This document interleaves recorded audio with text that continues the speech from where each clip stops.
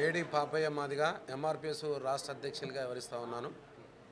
మహబూబ్నగర్ జిల్లాలో జరుగుతున్నటువంటి మాదిగల సదస్సుకి ఈరోజు ఇక్కడికి రావడం జరిగింది.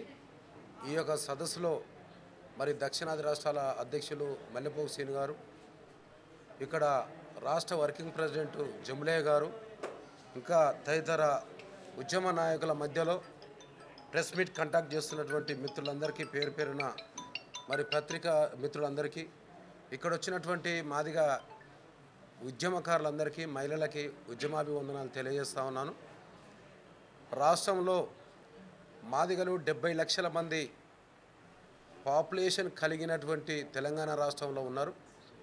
తెలంగాణ రాష్ట్రంలో ఉన్నటువంటి మాదిగలను గత ప్రభుత్వంలో ఉన్న కేసీఆర్ గారు ఎలాంటి సోర్స్ లేకుండా ఆర్థిక పరంగా, రాజకీయ పరంగా, విద్య పరంగా మాదిగలను అతి తక్కువగా చూసి మరి ఆ యొక్క క్యాబినెట్లో కూడా ఒక మంత్రి పదవి ఇవ్వకుండా మోసం చేసినటువంటి వ్యక్తి కేసీఆర్ గారు. కేసీఆర్ గారు ముఖ్యమంత్రిగా ఉన్నప్పుడు సప్లాన్ నిధులు మాదిగల ఎస్సీ డెవలప్మెంట్ శాఖను మొత్తం నిర్వీర్యం చేసి 1000 కోట్ల రూపాయలు దారి మళ్లించి ఈ ఎస్సీలకు అందకుండా మిషన్ భగీరథ, మిషన్ కాకతీయకు పెట్టి వారి యొక్క పబ్బం కట్టుకోవడానికి ప్లాన్ చేశారు. ఇలా లిఫ్ట్ ఇరిగేషన్ పేరు మీద కోట్ల రూపాయలు ఎస్సీల డెవలప్మెంట్ కింద ఉన్న డబ్బులన్నీ చెరువులు, కుంటలు నింపినామని చెప్పినటువంటి కేసీఆర్ గారు ఆ చెరువుల కింద, కుంటల కింద అద్దెకరం లేనటువంటి మాదిగలు నిట్ట నిలను మోసం చేయడం జరిగింది. అట్లాగే నిరుద్యోగులైనటువంటి యువతకి ఎలాంటి సపోర్ట్ సహకారం అందించినటువంటి కేసీఆర్ గారు మరి ఇప్పుడు కాంగ్రెస్ ప్రభుత్వం రేవంత్ రెడ్డి గారి ముఖ్యమంత్రి అధ్యక్షతలో మరి మాదిగలను సంక్షేమ, విద్యా, ఉద్యోగ రంగాలలో, రాజకీయ రంగాలలో ముందు పెట్టాలి, ముందు ప్రయారిటీ ఇవ్వాలని చెప్పి, మాదిగలకి 2 మంత్రి పదవి ఇవ్వాలని చెప్పి, మాదిగలకి 2 ఎంపీ సీట్లు ఇవ్వాలని చెప్పి, ఎమ్మెల్సీ నామినేట్ పోస్టులు అధికంగా ఇచ్చి రాజకీయ భవిష్యత్తును మరి రేవంత్ రెడ్డి గారు కాపాడుకోవాల్సిన అవసరం మాదిగల పట్ల పనిచేయాలని చెప్పేసి మరి ఇక్కడ ఉన్నటువంటి ఏంలా నరేందర్ రెడ్డి గారికి నిన్ననే ఒక అప్పీల్ కలిసి మాట్లాడడం జరిగింది. అట్లా 4 సార్లు వాళ్ళతో కలవడం జరిగింది. ముఖ్యమంత్రి గారు కూడా అపాయింట్మెంట్ ఇచ్చారు. ఇచ్చినాక కూడా నేను ఒక్కని రాను, 30-40 మంది మా యొక్క డెలిగేట్స్ ఉంటారు, వాళ్ళందరితో కూకొని మాట్లాడాలని చెప్పి ముఖ్యమంత్రి కూడా అప్పీల్ చేయడం జరిగింది.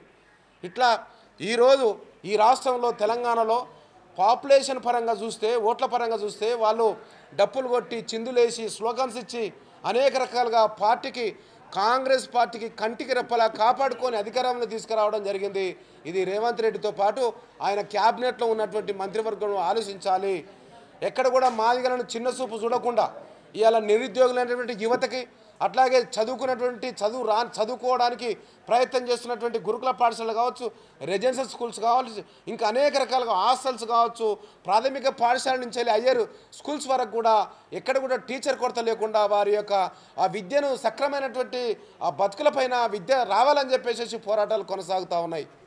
మరి ఇక్కడ రేవంత్ రెడ్డి గారికి ఒక క్యాబినెట్ ఏదైతే ఉందో వారికి మొత్తం మాదిగా దండోరలో ఉన్నటువంటి డెలిగేట్స్ 30 మంది అతి తొందరలో ఈ 2-3 రోజులలోనే మరి ఆయనకు ముఖ్యమంత్రి గారు కలిసి మరి మాదిగల సమస్యల పట్ల గత ప్రభుత్వం ఏం చేసింది, ఇప్పుడు మీరు ఏం చేయాలని చెప్పి మొత్తం పూర్తిగా ఒక సబ్మిట్ చేసేటువంటి ఒక రిపోర్ట్ను సబ్మిట్ చేసేటువంటి పరిస్థితిని మేమంతా కూడా తయారు చేయడం జరిగింది.